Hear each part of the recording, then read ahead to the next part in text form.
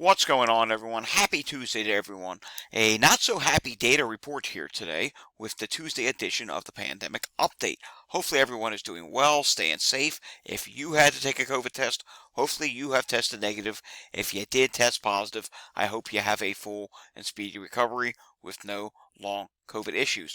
First off, if you're new to my channel, this is where we do the daily pandemic update. This is going to be today's pandemic update. We talk about COVID and other viruses which could be a health threat to you. So if you like this type of content or you learn anything, hit that subscribe button down below and give this video a thumbs up if you can. We're trying for 100 likes today. Just helps the algorithm, and this is important information that we need to get out, especially today. You may have just heard me say a not so happy data report. Well, this news report right here is our reason why. So the CDC is considering making a big change in the future. This is big, my friends. This is the biggest change the CDC has made to COVID protocol since about 2021. At least in my opinion, it's one of the biggest changes. Let me read some of this story to you. Reuters. The U.S. CDC plans to drop its 5-day COVID-19 isolation recommendations under new guidance planned by the agency, the Washington Post reported on Tuesday. Yeah, they want to drop the 5-day isolation period. I get it. We got people already that don't test. We got people that don't even bother with it. Let's continue on. This is not good. The health agency plans to recommend people who test positive for COVID-19 to take a call on when to end isolation based on their symptoms. People with mild and improving symptoms would no longer need to stay home if they have been fever-free for at least 24 hours, the report said, citing CDC officials familiar with the matter, adding the new recommendations would not apply to hospitals and other healthcare settings with more vulnerable populations. Let's read on. The government has yet to sign off on the guidelines. The agency is expected to release in April for public feedback, the report added. So in April, they're going to go for public feedback, which means they'll get the public's opinion. And, us COVID cautious people, our community here on YouTube, I'm not a big community. I'm growing each day, gaining a few followers here and there. Our community on X and other social media platforms, we're just a small number of people. All of us will strive to give our feedback and say, hey, we don't feel good about this. But you know what? There's millions of other people in this country that are going to say, yeah, that's great. Let's get back to everything back to normal. You test positive. Okay, it's just a cold, blah, blah, blah. No, it's not just a cold. I have so many things wrong with this, I don't even know where to begin. And probably the biggest thing is, they say, well, if you're fever-free for 24 hours, you no longer need to isolate. Okay, you still could be shedding virus. You still could be infecting people.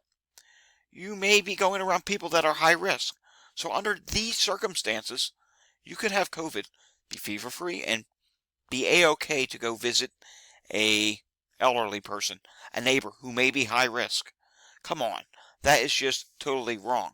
And then it says here, people with mild to moderate symptoms need to be fever-free, but let's backtrack here. It says the health agency plans to recommend people who test positive for COVID-19 to take a call on when to end isolation based on their symptoms. No, no, no. That is not the correct way of going about it. It should not be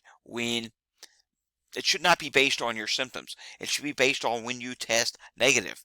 If you're still testing positive, there is always the potential you could still be shedding virus, and you could still be, especially if you take a COVID test, one of these rapid at-home COVID tests, and it turns up positive, like right away, second you take the test, you swab your nose, you swab your throat, you do the whole routine, and boing, right away, positive. That means you are shedding virus. Even if you're not feeling like you have a fever, you could be asymptomatic, and that could turn up positive right away. Guess what? Your asymptomatic case, because of this new potential guidelines here, your asymptomatic case, you could go out and give it to someone else who could be high risk, or it could be a perfectly healthy person, and they go on to actually develop symptoms, and then they go on to long COVID, or even worse, they die. I mean, this is such bogus, these new numbers. These new guidelines that they're proposing, they're not happening right away. They're going to get feedback in April. And then from there, I assume the government is just going to sign off on it, because at this point, they're over COVID. They don't really care too much about it anymore. And here's the other deal. So we're talking about maybe changing guidelines here. We just had 2,300 COVID deaths in the United States last week. And meanwhile, they think it's okay to do this. If the peaks of waves are still causing that many deaths, let alone over 1,000 deaths, I don't think it's safe to be going out while still positive for COVID just because your symptoms may be fine. Long COVID, it's a huge deal. We discussed that here on the channel. We've done videos just dedicated to long COVID. There are millions of people with long COVID, and the number is going up by the thousands, not only weekly, daily, because right now there's still a ton of cases. We're still doing close to 1 million cases a day right now. Somewhere between 800,000 and 1.2 million cases are the estimates that I am seeing coming from the experts that track that study what level of infection there is going around in the United States. So if you have that much infection, you're still doing thousands of long COVID cases a day. I mean, hello. I get it. Prior to even this announcement, there were people that wouldn't take this seriously. But now this is like, open the floodgates. Anyone and everyone, the last few people who were taking this serious, it's time to not anymore. And it's time to get back to normal. If you're positive, oh well, you have to come back to the office. I mean, this is going to be the workforce setting, the school setting. It's going to change everything. I mean, the workforce setting right now. I mean, there's probably still some employers out there saying, oh, to take your time, but when you're negative, you can come back to work. Whatever ones of those are left, this is pretty much going to be about the end of it. It's going to be thrown away. They're going to say, well, the CDC is now saying, I mean, if your symptoms are fine, you need to come back. Really? How sick are you? Can you come into work today? I know how it is. They make you come in while you're sick, and this is giving them more authority to tell you that, hey, you have to come to work while you have COVID. And this is a real problem. It's a real problem. What if you go into an office while you're still sick? I mean, it's happening now. You give it to someone else, they take it home to a high-risk family member, and that family member dies. Who's held accountable for that?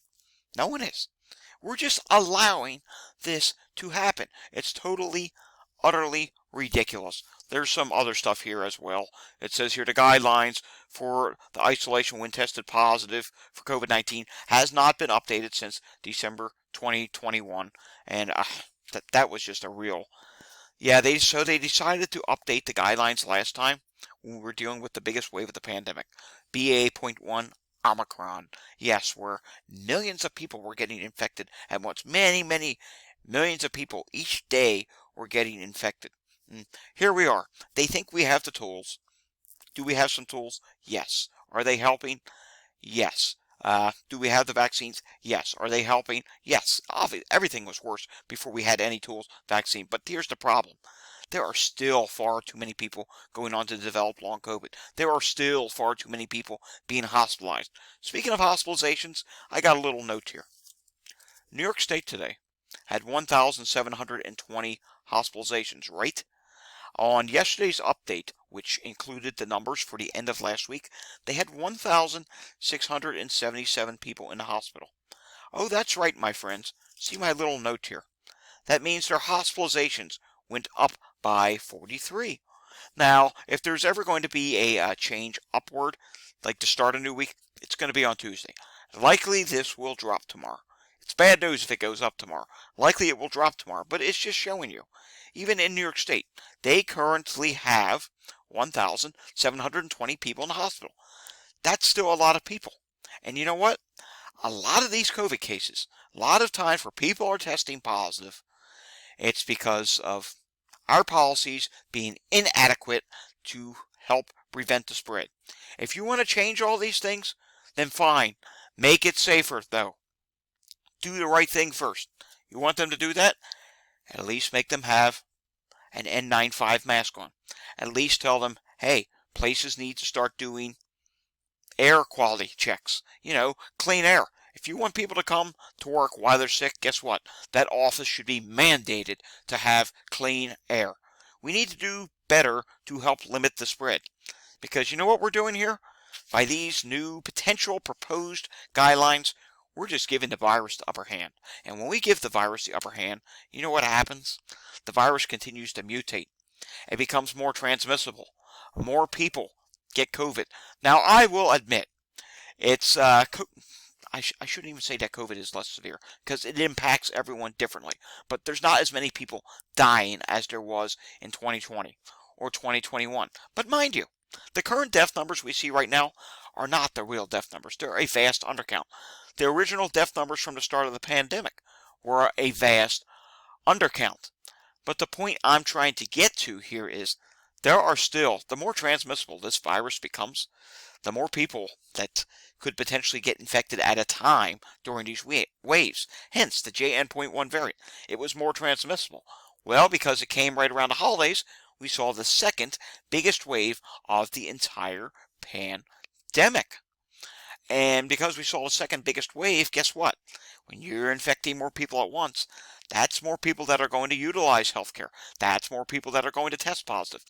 Deaths, that's why deaths are so high with this wave. And it's also why more people are getting long COVID. The more people that get infected at once, the more people that get long COVID at once. And guess what else? We're starting to see. We saw it yesterday. Did you watch yesterday's pandemic update?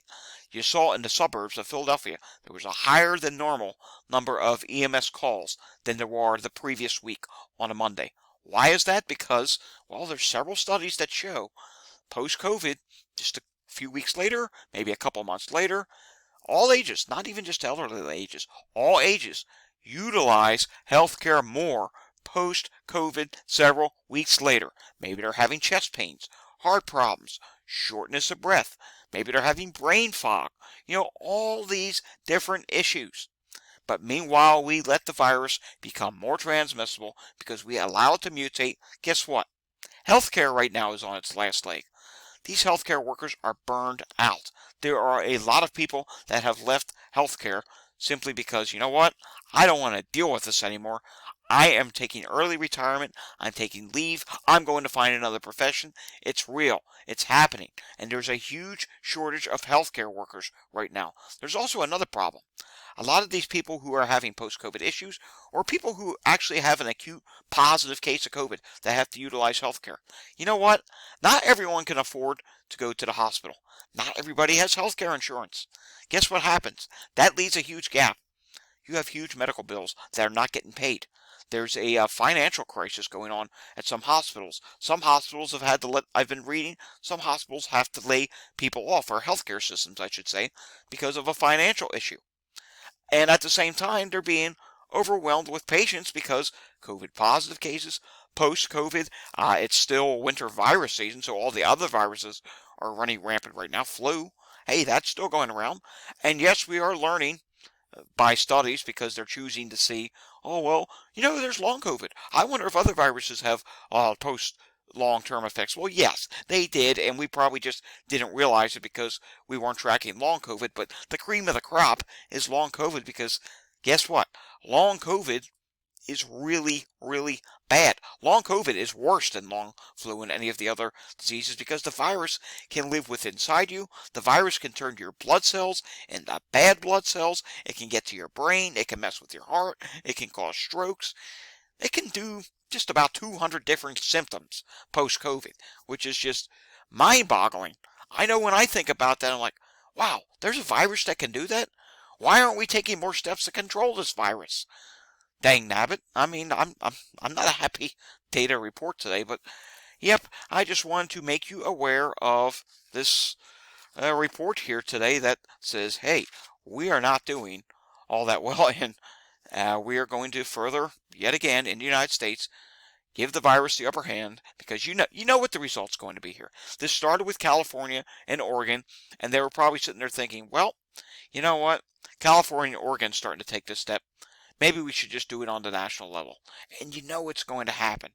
It's just going to happen. So I'm asking you, maybe it's the first time you've ever seen a video on my channel.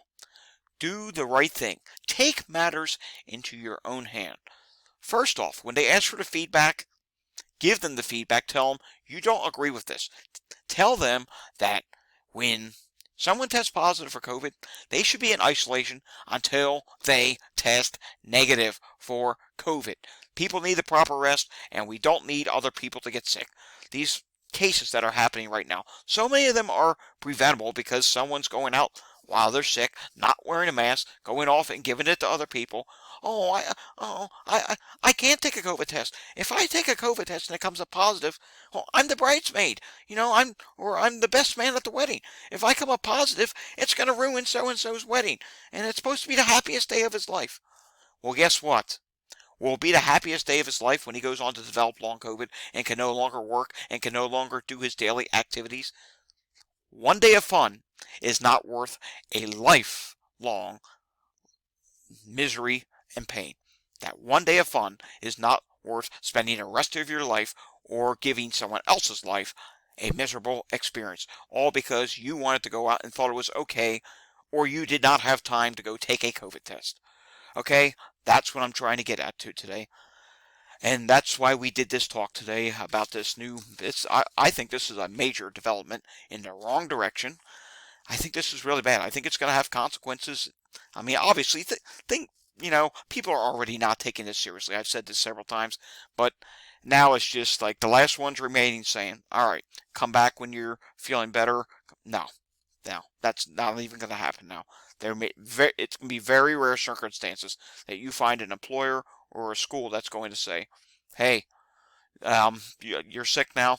Take all the time you need. Come back when you're feeling. That's not going to be the case anymore. To say, well, can you come in today? I mean, really, how bad is it? Can you come in? I mean, we didn't stay home before COVID. Can you come in? Good. Fine. You're coming in today. You'll be on the conference call. Good. Glad I can count on you. Thanks for being there. That's about what it's going to be. That's what it already is, but even more so now if they do these guidelines in the spring. Alrighty, folks. We'll have another pandemic update again tomorrow. Tomorrow we'll probably have an Out in the Wild edition because it's Valentine's Day, and I think I'm going to go out and do deliveries tomorrow. It's going to be a good day for that. Hopefully. Hopefully I won't encounter any jam-packed places. We'll have to see. If it's too crazy, we'll nix it, and we'll come back and do our regular update from here. Alright, guys. If you like this video, give it a thumbs up. If you want to see more content like this, subscribe to my channel down below. I know we did things differently today, but I'm pretty sure you have the same frustration that I have right now with these potentially new guidelines that are going to be coming from the CDC. I will see you all again next time. Until I see you again next time, stay safe and have a fantastic Tuesday afternoon. Thanks for watching.